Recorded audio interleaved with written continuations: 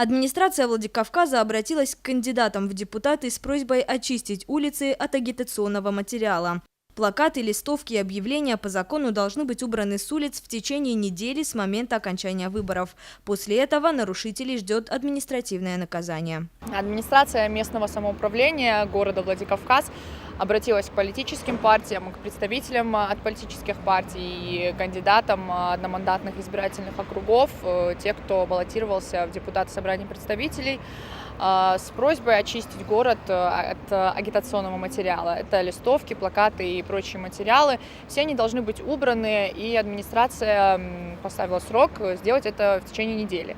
В противном же случае сотрудники управления АТИ применят штрафные санкции к нарушителям. Штрафные санкции к нарушителям будут применяться сотрудниками управления АТИ, и все это будет на основе республиканского закона об административной ответственности за отдельные виды правонарушений.